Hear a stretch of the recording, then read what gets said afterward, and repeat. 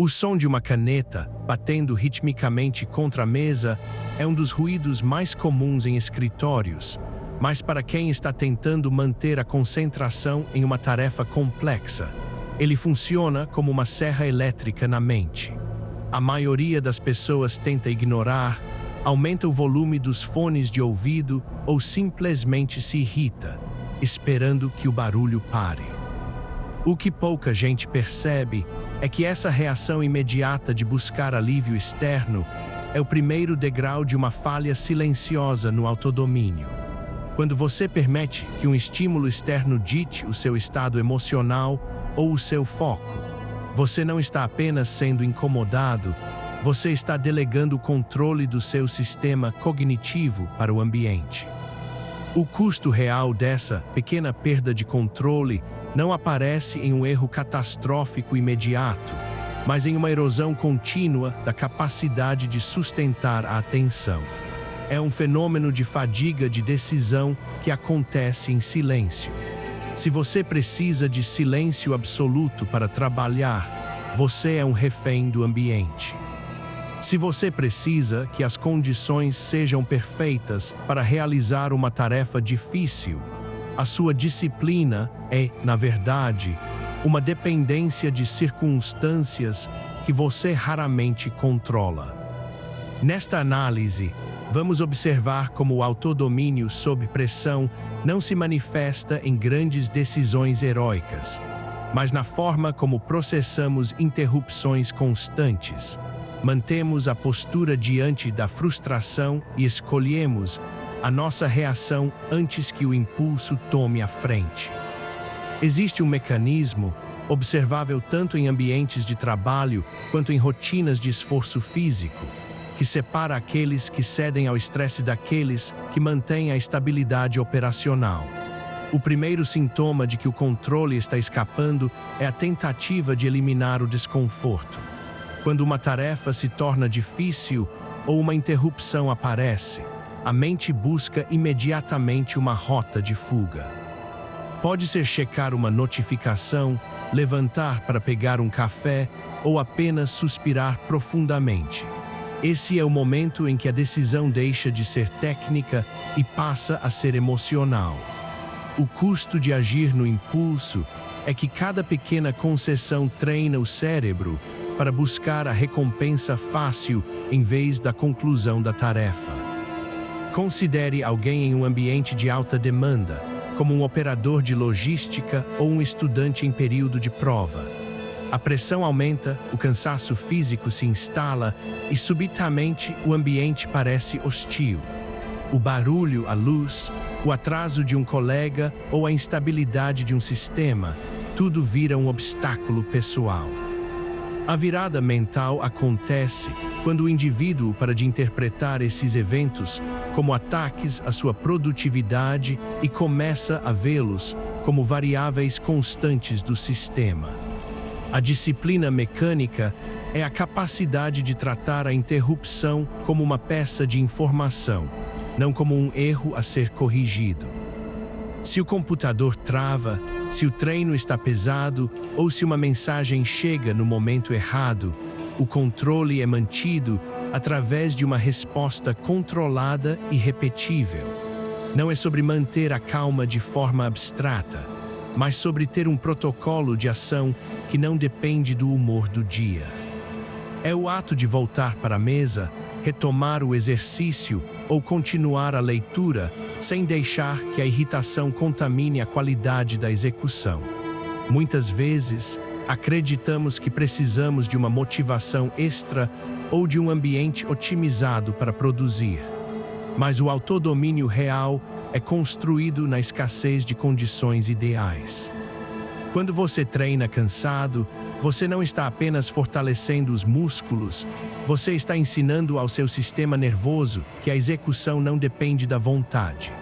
A vontade é um recurso volátil que oscila conforme o sono, a alimentação e o estresse.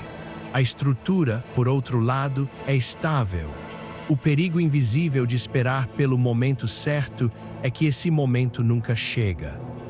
A pressão, por definição, é o estado de desequilíbrio entre o que é exigido e o que você sente que consegue entregar.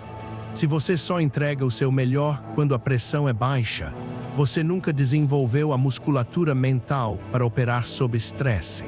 E é justamente sob estresse que as decisões mais importantes são tomadas. Pense na rotina repetida de um profissional que trabalha à noite. O silêncio da cidade, a ausência de supervisão direta e o desgaste biológico criam um cenário onde o autodomínio é a única barreira contra a negligência. Sem uma estrutura, a tendência natural do cérebro é simplificar, pular etapas ou relaxar a atenção. A disciplina aqui não é uma escolha de caráter, mas um sistema de verificação constante. É o ato de conferir a tarefa uma segunda vez, mesmo que o cansaço diga que está tudo bem. É o autocontrole de não responder a uma provocação no impulso, mesmo quando o ego exige uma reação. A resistência à distração é talvez o maior desafio contemporâneo. O celular, com suas notificações constantes, funciona como um gerador de dopamina que fragmenta o pensamento. A cada vez que você interrompe um trabalho profundo para olhar uma tela, você não está apenas perdendo segundos, você está quebrando o estado de fluxo que leva minutos ou até horas para ser recuperado. O custo de manter o foco é alto, mas o custo de perder a capacidade de foco é irreversível. A longo prazo, a pessoa que perde a habilidade de se concentrar em uma única tarefa por períodos prolongados torna-se incapaz de resolver problemas complexos. O ponto de virada mental ocorre quando você entende que o seu foco é o seu ativo mais valioso e que o ambiente está desenhado para roubá-lo. Não se trata de odiar a tecnologia ou o ambiente, mas de construir barreiras físicas e comportamentais. Pode ser o celular em outro cômodo, a mesa organizada antes de começar o dia ou o compromisso inegociável de terminar a tarefa antes da recompensa. Essas pequenas ações, repetidas diariamente, criam uma identidade de alguém que não é dominado pelas circunstâncias. Existe uma diferença fundamental entre força de vontade e autodomínio. A força de vontade é uma tentativa de esmagar o impulso com um esforço consciente, o que é exaustivo e insustentável. O autodomínio é o design de uma rotina que torna o impulso irrelevante. Se você não precisa decidir se vai treinar ou não, porque o treino já faz parte do seu horário, você economizou a energia que seria gasta na negociação interna.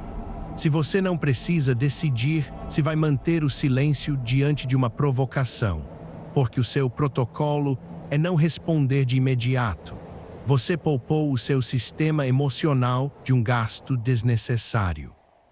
Muitos confundem autodomínio com uma postura fria ou insensível. Na verdade, é exatamente o oposto. É ter uma consciência tão aguçada sobre as próprias reações que você consegue escolher o que fazer antes que o automatismo assuma o controle. É sentir a raiva, reconhecer a frustração, mas agir de acordo com o objetivo de longo prazo. É o esforço físico que continua mesmo quando o rosto está tenso e o corpo pede para parar. É o trabalho que é entregue com qualidade, mesmo quando ninguém está olhando para conferir.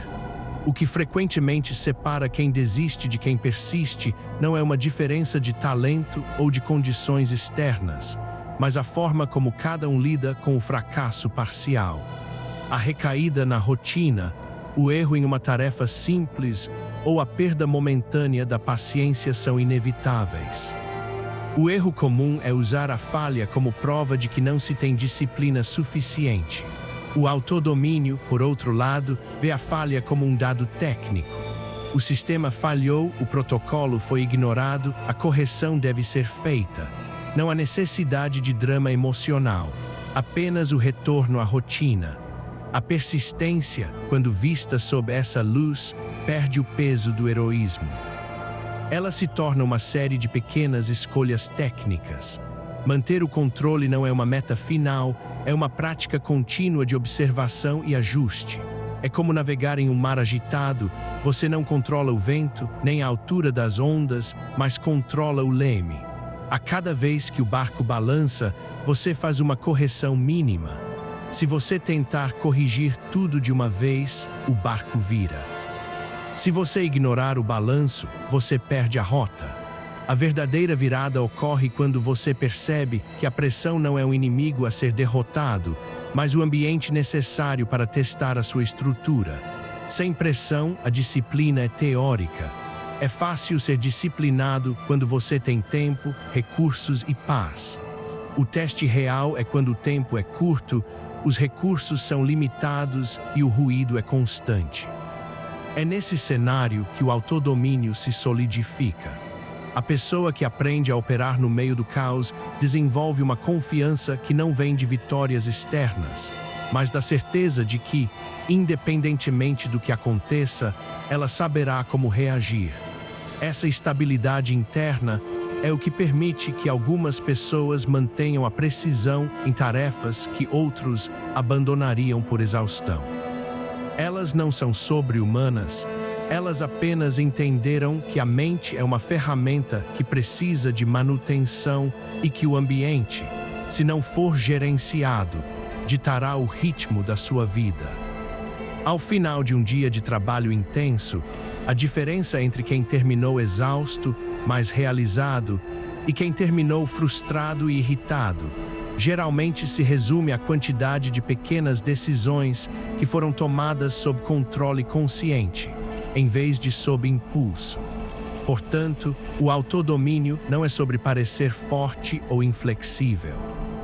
É sobre manter a mão no leme, mesmo quando a tempestade tenta decidir o caminho por você. É a capacidade de silenciar o ruído, focar na tarefa, aceitar o esforço como parte do processo e retornar ao centro após cada desvio. O controle não é uma conquista que se alcança e se guarda, é uma prática que se renova a cada momento, em cada ação pequena, em cada decisão de continuar, mesmo quando a mente implora para parar. A pressão não vai desaparecer, mas a sua forma de responder a ela pode ser completamente redesenhada.